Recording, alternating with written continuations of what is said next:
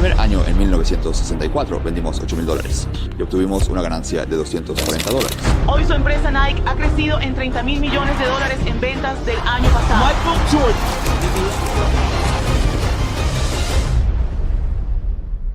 Gracias a Shopify por patrocinar este video. Phil Knight de repente se despertó. Acababa de tener una pesadilla donde su vida no tenía propósito. Excepto que esto no era solo un sueño, esta era su realidad. Sin saber qué hacer con su vida, Phil fue a la Universidad de Oregon, donde estudió periodismo y desarrolló su interés por el atletismo. Fue aquí donde conoció al entrenador Phil Bowerman, un entrenador famoso en América que entrenaba a atletas olímpicos. Phil se entrenó bajo Bowerman como corredor de media distancia, y los dos hombres entablaron una gran amistad. En ese momento no lo sabían, pero esa amistad se convertiría más tarde en la base de la compañía deportiva más grande del mundo. Después de graduarse con un título en periodismo en 1959, Phil todavía estaba muy confundido sobre qué hacer con su vida. En el fondo, quería ser un atleta. Pero a los 24 años tenía que admitirlo, su sueño había muerto. A pesar de todas las lecciones y entrenamientos en la universidad, no había alcanzado el nivel necesario, y ahora se sentía perdido. Phil incluso se enlistó en el ejército y completó un año de servicio, pensando que eso le daría un sentido de dirección, pero no fue así. Quedó frustrado y enojado. Así que después del ejército, Phil se inscribió en la Escuela de Graduados de Negocios de la Universidad de Stanford, y fue en Stanford donde finalmente encontró su vocación. Mientras trabajaba en un proyecto para inventar un nuevo negocio, Phil tenía una idea que cambiaría su vida para siempre. En un papel escribió: ¿pueden las zapatillas deportivas japonesas hacerle a las alemanas lo que las cámaras japonesas hicieron a las alemanas? Verás, Phil había notado cómo dos compañías japonesas de cámaras, Nikon y Canon, habían reemplazado a las cámaras alemanas en el mercado, que solían ser mucho más dominantes. Y se preguntaba si lo mismo podría suceder con los zapatos deportivos. En ese momento, dos empresas alemanas, Adidas y Puma, eran las marcas líderes de las zapatillas deportivas en Estados Unidos y tenían un fuerte dominio del mercado. Pero Phil había escuchado que los japoneses estaban experimentando con algunos diseños de zapatos nuevos, y también sabía que sería más barato producir zapatos en Japón. Phil se involucró mucho en este trabajo para su clase de negocios, y realmente empezó a creer que había una gran oportunidad de negocio para importar zapatos japoneses al mercado americano. Pero cuando Phil lo presentó a la clase, nadie más parecía verlo de esa manera. Incluso les contó a algunos de sus amigos sobre la idea, pero ninguno de ellos pareció prestarle atención. Por supuesto, si Phil realmente quería perseguir esta idea por sí solo, sabía lo difícil que sería. No conocía a nadie en Japón con quien contactar, y no sabía absolutamente nada sobre cómo importar las zapatillas japonesas, y ni siquiera cómo venderlas en América. Entonces, ¿será que realmente podría hacerlo?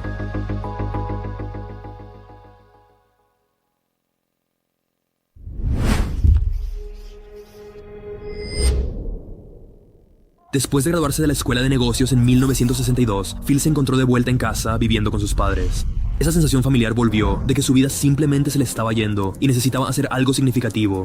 Un día, Phil finalmente decidió que no podía seguir esperando alguna oportunidad mágica y que tenía que crear una oportunidad por sí mismo. Así que Phil y uno de sus amigos decidieron hacer un largo viaje para viajar alrededor del mundo. Phil seguía obsesionado con la idea de traer zapatos japoneses al mercado americano. Y entonces pensó que como parte del viaje visitaría Japón para ver si podía convertir en realidad su loca idea.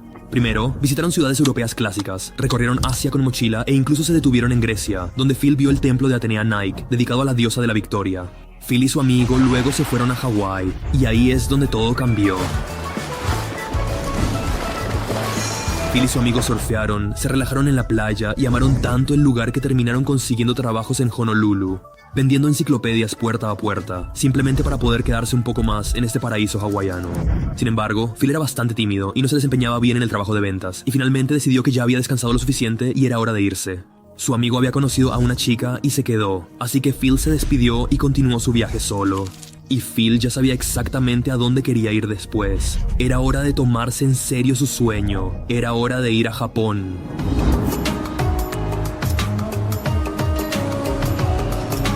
En 1962, en la ciudad de Kobe, Phil encontró una zapatilla para correr que le llamó la atención. La marca se llamaba Tiger, y los zapatos eran fabricados por una empresa llamada Onitsuka. No solo le gustaba el diseño, los zapatos cumplían con los dos criterios principales que Phil necesitaba. Eran zapatos claramente de alta calidad, y aún así eran relativamente baratos. A Phil le gustó tanto el zapato que llamó a los dueños de la marca y logró establecer una reunión con ellos. Sintiéndose nervioso y emocionado, Phil se puso un traje y fue a encontrarse con los fabricantes del zapato japonés que tanto le gustaba. Antes de ir, compró una copia de cómo hacer negocios con los japoneses y memorizó tanta información como pudo.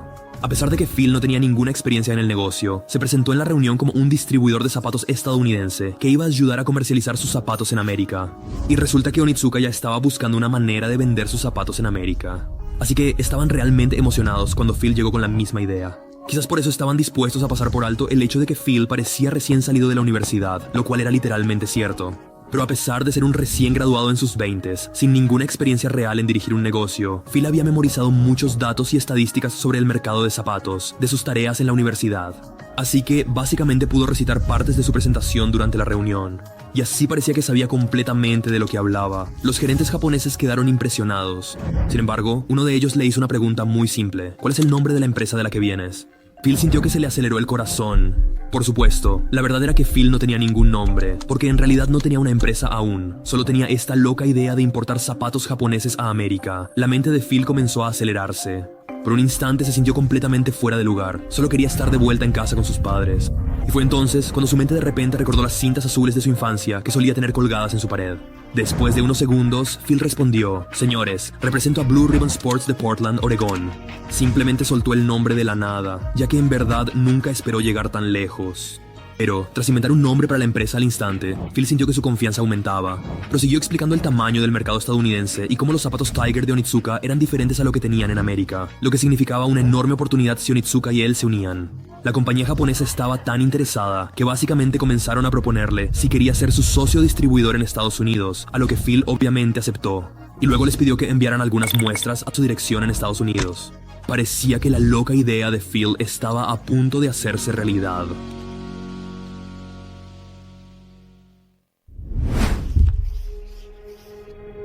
Un mes, 2 meses, 3 meses, 4 meses, el tiempo seguía pasando y las muestras de zapatos no llegaban. Phil no lo entendía. Había vuelto a Estados Unidos muy emocionado y optimista, porque parecía que su reunión con el fabricante de zapatos japonés había ido muy bien. Entonces les escribió para averiguar qué pasaba con las muestras que le habían prometido y por las cuales había pagado $50. Luego recibió una carta diciendo que los zapatos llegarían en unos pocos días más.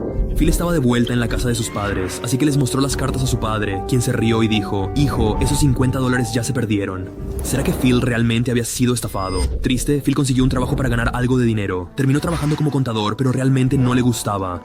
Y luego de repente, una mañana, 12 pares de muestras de zapatos desde Japón llegaron a su puerta. Finalmente llegaron y valió la pena la espera. Eran justo como esperaba. Phil estaba tan emocionado que fue a ver a su antiguo entrenador de atletismo, Bill Bowerman, para mostrarle los nuevos zapatos y saber su opinión. Bowerman era muy respetado en el mundo del atletismo y siempre había estado obsesionado con mejorar los zapatos de los atletas.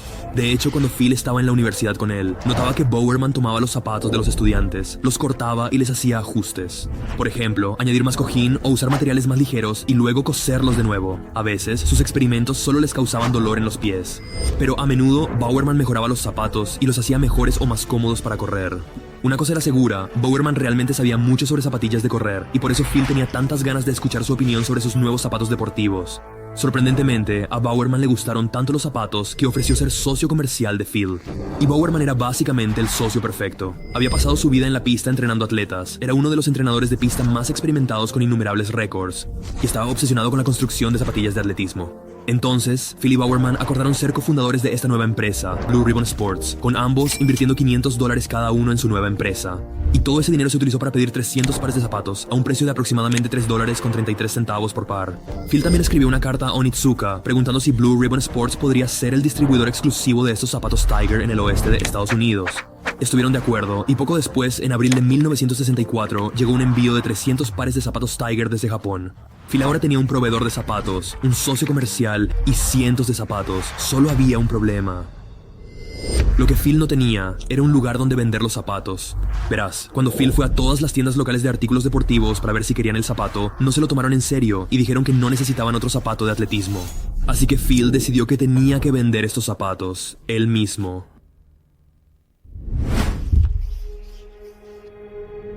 Phil tenía 300 pares de zapatos que vender, así que comenzó a ir a encuentros y clubes de atletismo y empezó a vender los zapatos desde el baúl de su coche.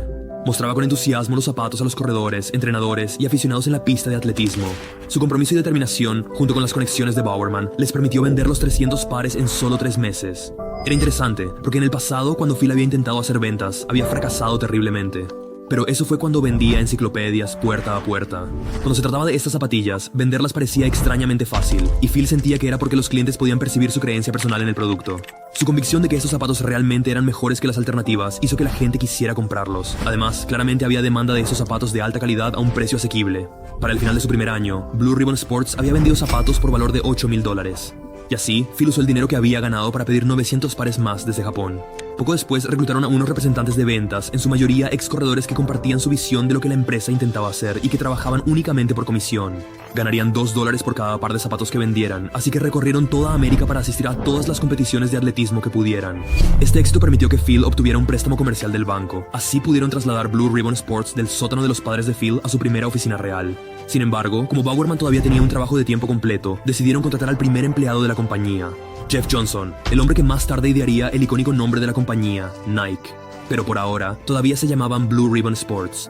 Y con las ventas subiendo rápidamente, en 1966 pudieron abrir su propia tienda para vender sus zapatos.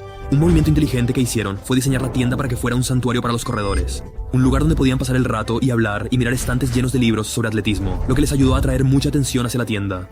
Y mientras Phil y el nuevo empleado Johnson trabajaban en el lado comercial de las operaciones, Bowerman se encargaba del lado creativo. Por ejemplo, Bowerman empezó a experimentar con el diseño de los zapatos. Una vez que llegaba un envío desde Japón, tomaba algunos zapatos y los desarmaba para ver cómo estaban diseñados.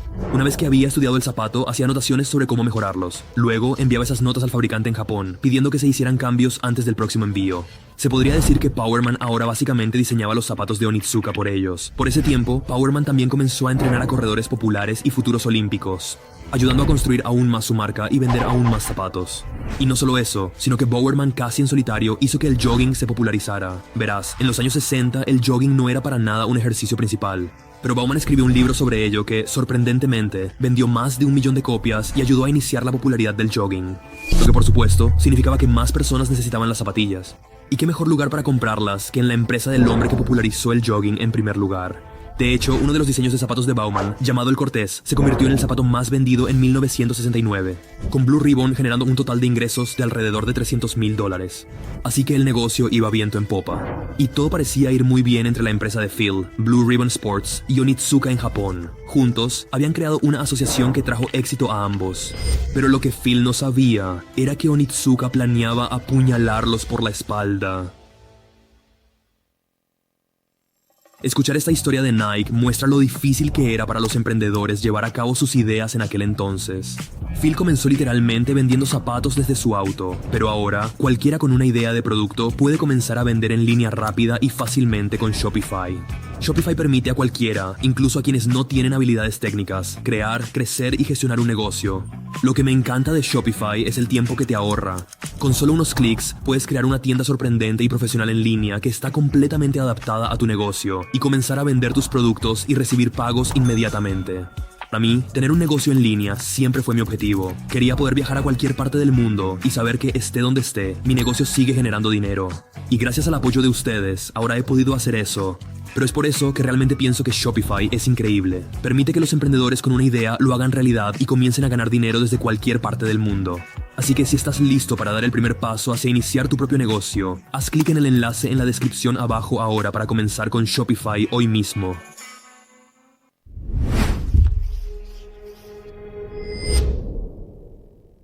Phil le preguntó a Onitsuka si podía ser el distribuidor exclusivo de los zapatos Tiger en toda América, no solo en el oeste como se había acordado anteriormente.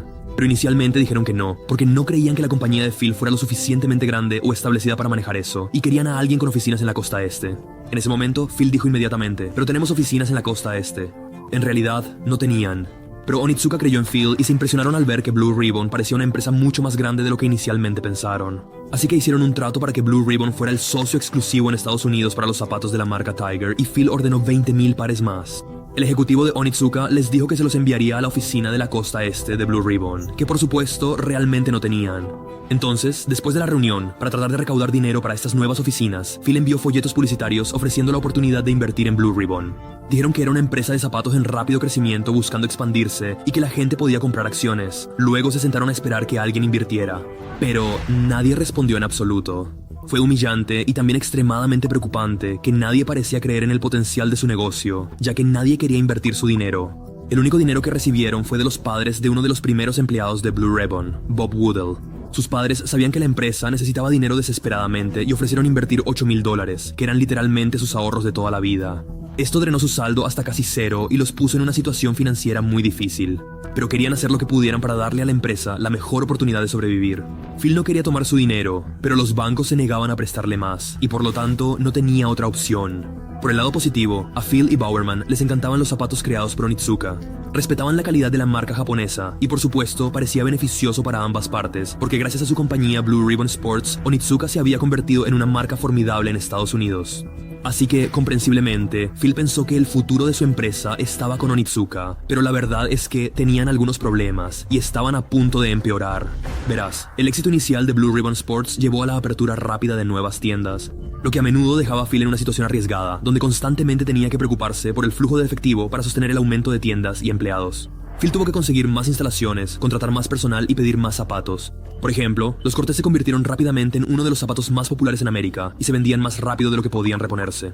Entonces Phil intentó repetidamente que Onitsuka enviara los zapatos más rápido para satisfacer la demanda, pero la marca japonesa continuó enviándolos al mismo ritmo.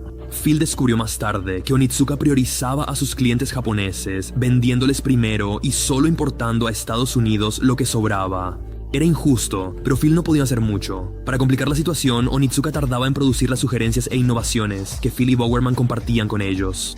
Y a veces ignoraban completamente sus sugerencias, lo cual enfureció a Bowerman, quien había estado trabajando duro en nuevos diseños y mejoras. Entonces, con la esperanza de mejorar la situación con su proveedor y discutir la renovación de su contrato, Phil organizó otra reunión en persona con un representante de Onitsuka, un hombre llamado Kitami.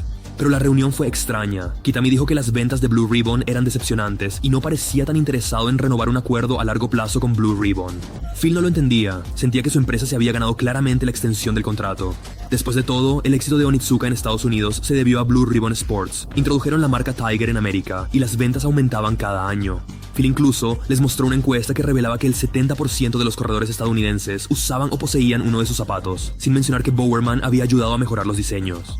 Phil ya sospechaba de que Onitsuka estaba planeando hacer alianzas con otros distribuidores, y cada vez estaba más claro que algo no iba bien. Así que cuando Kitami salió de la habitación, Phil sacó una carpeta de su maletín. Este contenía una lista de 18 distribuidores de zapatillas deportivas en los Estados Unidos y un horario de citas para reunirse con ellos. Ahora estaba claro que Onitsuka estaba planeando en secreto reemplazar a Blue Ribbon y encontrar un nuevo distribuidor. Desde su perspectiva, ahora que habían obtenido una presencia significativa en los Estados Unidos, gracias a los esfuerzos de Blue Ribbon, los ejecutivos de Onitsuka decidieron que necesitaban avanzar con distribuidores más experimentados para expandirse e incrementar sus ingresos. Phil estaba indignado, pero más que nada, estaba herido. Los enfrentó sobre esto y señaló que todavía tenían un contrato de por al menos otro año. Sin embargo, la marca japonesa le dio a Phil un ultimátum. O compramos el 51% de Blue Ribbon Sports, o de lo contrario, hacemos tratos con otros socios de distribución. Phil Knight inmediatamente rechazó la oferta de vender su empresa. No quería vender y no podía creer que esto estuviera pasando. Pero Phil sabía que ahora solo había un camino a seguir. Si Onitsuka iba a empezar a asociarse con otros distribuidores americanos, entonces era hora de la guerra.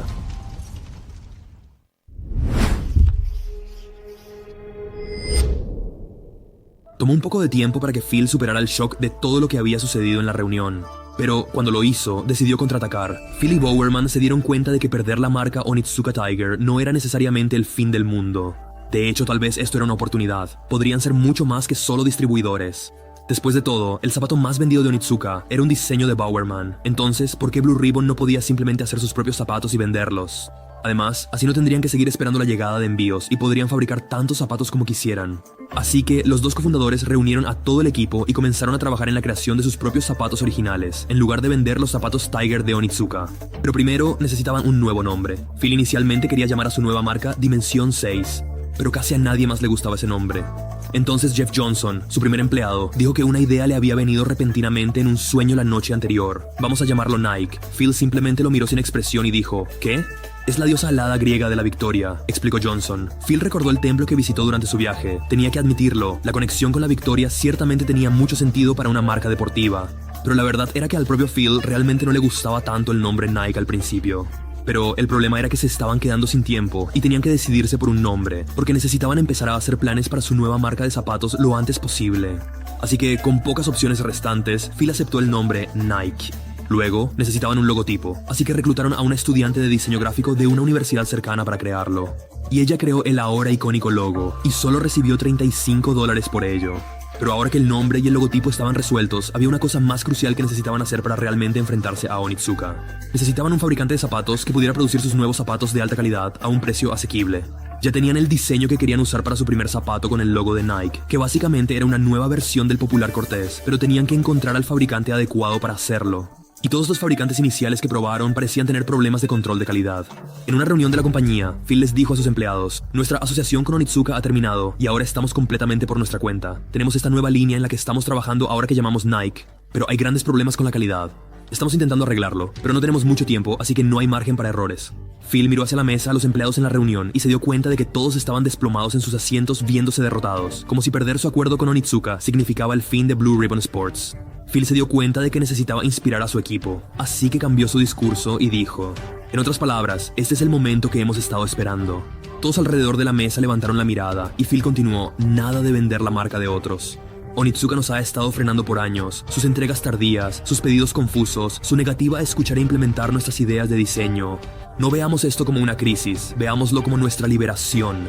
Cuando Phil dejó de hablar, podía sentir un alivio en la mesa. El ánimo había cambiado después del discurso de Phil y los empleados sentían que, tal vez, y solo tal vez, este no era el fin de la empresa después de todo. Todos se pusieron a trabajar en cómo podrían hacer que esta nueva marca Nike tuviera éxito y cómo podrían asociarse con los fabricantes adecuados. Aunque Phil se aseguró de no cometer el mismo error que con Onitsuka, así que en lugar de comprometerse con un solo fabricante, estableció una red de fabricantes que le dio control total sobre la producción. Sin embargo, ese no fue exactamente el final de sus tratos con Onitsuka, pues realmente demandaron a Blue Ribbon, alegando que iniciar esta nueva marca Nike violaba su contrato que estipulaba que Blue Ribbon solo vendería zapatos Tiger. Phil entonces contrademandó alegando que Onitsuka estaba intentando activamente romper su acuerdo de exclusividad con Blue Ribbon Sports, y al final, ambas partes finalmente se asentaron y siguieron caminos separados. En 1971, la compañía Blue Ribbon Sports se convirtió oficialmente en Nike, y para este momento, la compañía había alcanzado $1 millón en ventas por año. Y a partir de entonces, la expansión de Nike se disparó, convirtiéndose en la marca deportiva más famosa que conocemos y reconocemos hoy. En los Juegos Olímpicos de 1972, Nike tuvo una gran presencia, dándoles mucha exposición en un escenario global. Los ingresos aumentaron rápidamente a $14 millones en 1976, y luego se duplicaron en solo un año a $28 millones en 1977. Por esa época, Phil abrió nuevas fábricas por todo el mundo y continuó reinvirtiendo todo en más crecimiento. Y estaba funcionando. Nike estaba en un gran auge. No solo estaban ganando cuota de mercado, sino que también se estaban convirtiendo rápidamente en un símbolo de moda. Sin embargo, su éxito era envidiado por muchas marcas estadounidenses que observaban muy de cerca, esperando el momento para derribar la empresa.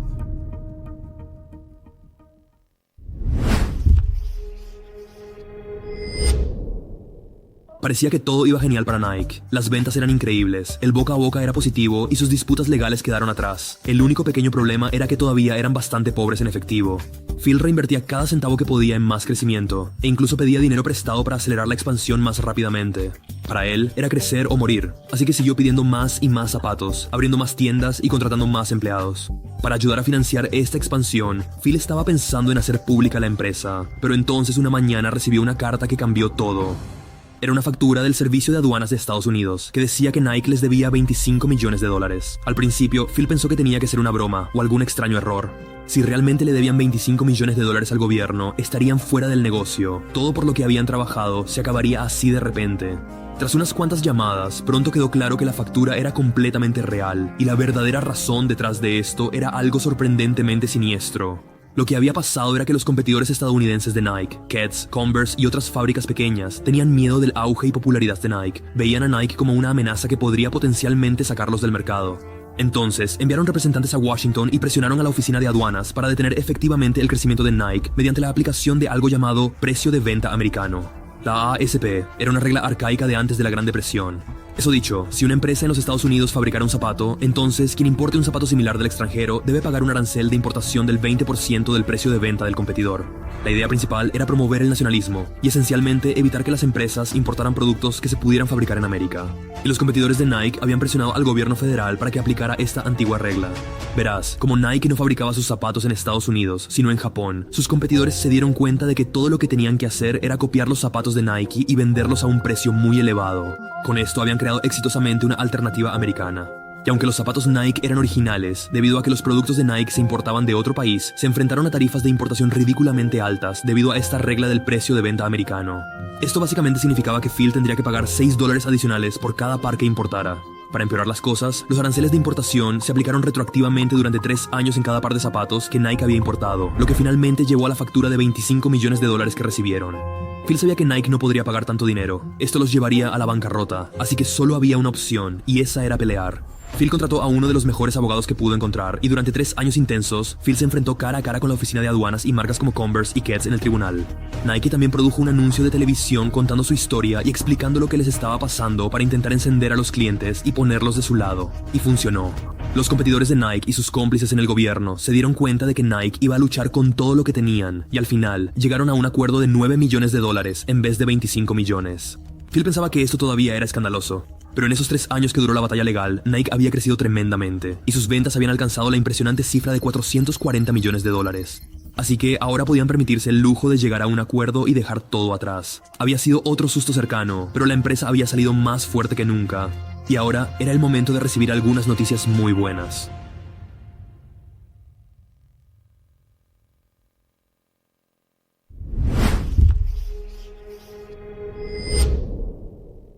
En 1980, Nike se convirtió en una empresa pública, lo que efectivamente eliminó por completo sus problemas de flujo de efectivo y les permitió acelerar aún más su crecimiento.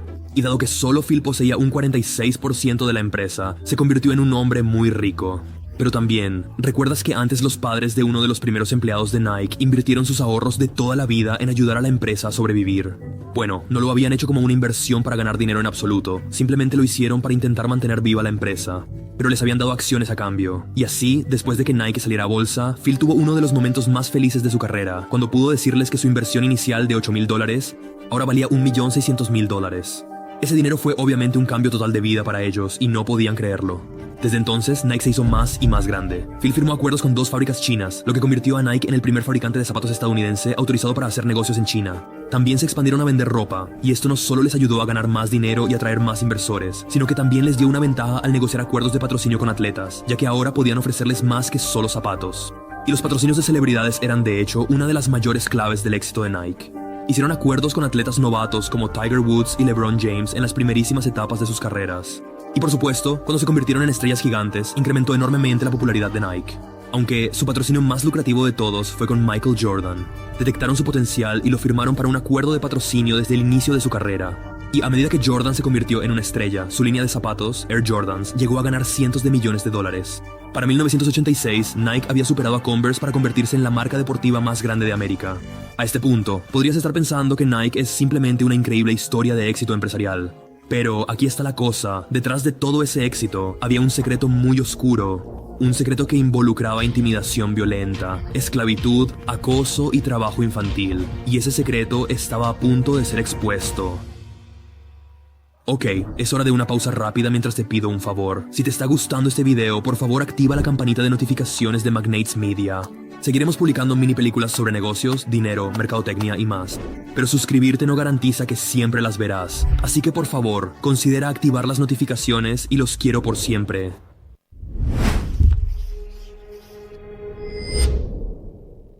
Era 1991 y todos en Nike tenían un día normal, cuando el activista laboral estadounidense Jeffrey Ballinger publicó un informe que casi destruyó la reputación de Nike por completo.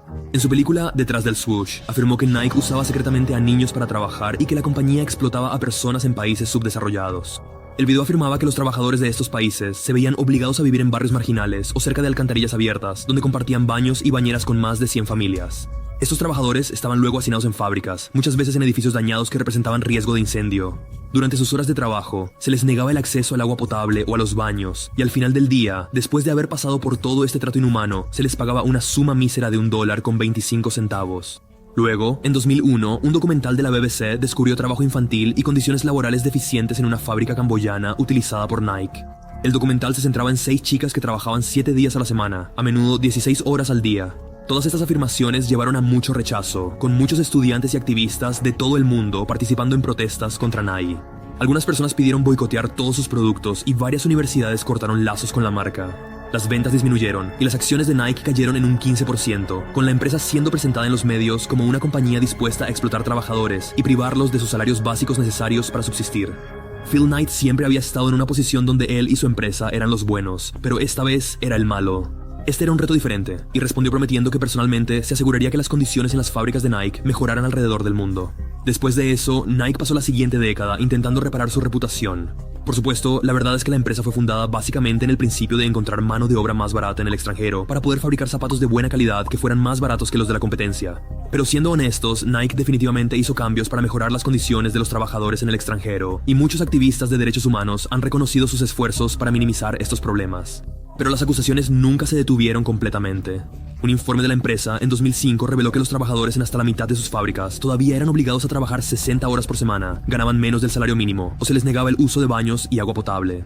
Y aún más recientemente, en diciembre de 2021, el Centro Europeo para los Derechos Constitucionales y Humanos presentó una denuncia penal contra Nike y otras marcas, alegando que se beneficiaron del uso de trabajo forzado en China. Ahora, para ser honestos y mostrar la otra cara de esto, Phil argumentó que las fábricas involucradas en estos escándalos en realidad no eran de Nike, solo las alquilaban junto con otros inquilinos. Así que Nike no controlaba directamente estas fábricas, solo hacían tratos con ellas. Y aunque eso no es una excusa, Phil tiene razón al decir que señalar solo a Nike por usar talleres de explotación laboral ignora el panorama más amplio, que es que incontables compañías multinacionales utilizan mano de obra en el extranjero con condiciones muy cuestionables en partes de su cadena de suministro. Muchos de los artículos que todos usamos día a día probablemente se produjeron con mano de obra barata en condiciones terribles de trabajo. Si hacer videos para este canal me ha enseñado algo, es que si investigas a fondo casi cualquier negocio, vas a encontrar un lado oscuro. Pero lo que es particularmente interesante de Nike es cómo han logrado convertir la controversia en ganancias.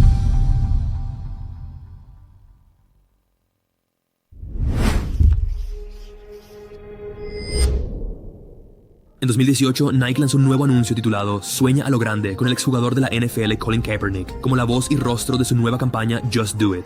Kaepernick publicó una foto en primer plano en blanco y negro de su rostro, con las palabras "Cree en algo, incluso si eso significa sacrificarlo todo". Esa declaración fue en referencia a una controversia que comenzó en el año 2016, cuando Kaepernick inició un escándalo político al arrodillarse durante el himno nacional de Estados Unidos para protestar contra la injusticia racial y la brutalidad policial en América. Muchos, incluido el entonces presidente Donald Trump, afirmaron que Kaepernick estaba faltando el respeto a la bandera y al país. Así que la asociación de Nike con Colin fue controversial, por decirlo menos. Su precio de acciones cayó inmediatamente un 2.5%, y muchas personas en todo Estados Unidos destruyeron sus zapatos Nike y declararon un boicot a la compañía. Pero luego ocurrió algo interesante. Mucha gente que compartía el mismo sentimiento detrás del tema del anuncio de Nike se puso de su lado, y muchas personas comenzaron a comprar y usar productos de Nike como muestra de apoyo.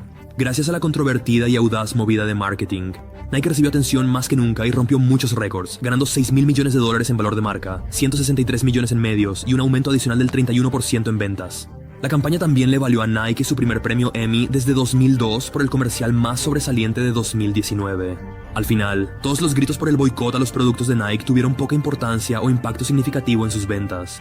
Y esta no fue la primera vez que Nike se apoyó en controversias para ganar más dinero. En 1988, Nike lanzó su primera campaña Just Do It. La campaña abordó el tema del edadismo, destacando a un maratonista de 80 años que corría 17 kilómetros todas las mañanas. Luego, en febrero de 1995, Nike lanzó una campaña de Just Do It que presentaba a un corredor positivo de VIH. Entonces, ¿por qué Nike asume riesgos en sus anuncios sabiendo que generarán controversia? Bueno, la realidad es que Nike tiene un equipo de marketing experimentado que evalúa el riesgo frente a la recompensa y toma una decisión calculada. En el caso de anuncios como estos, evaluaron los costos y creyeron que los beneficios valían la pena. Y aunque muchos otros factores obviamente afectan las ventas, está claro que sus campañas publicitarias han jugado un gran papel en el éxito de la empresa. Desde el lanzamiento de la primera campaña, Just Do It, en 1988 hasta 1998, las ventas de Nike aumentaron de 800 millones a 9,2 mil millones de dólares. Sin embargo, después de 40 años, Phil renunció como CEO. Su historia es bastante impresionante. Empezar siendo un niño sin experiencia, ir a Japón a intentar hacer realidad su loca idea y finalmente construir la marca deportiva más grande del mundo. Pero ¿y tú? ¿Cuál es tu loca idea? Porque si algo nos enseña la historia de Phil, es que el momento perfecto no existe. A veces, simplemente hay que dar un salto de fe. O como diría Nike, simplemente hazlo. Y si quieres más historias y lecciones de negocios para inspirarte, mira el siguiente video de aquí que creo que realmente te gustará. Espero verte allí. Gracias por ver. Salud.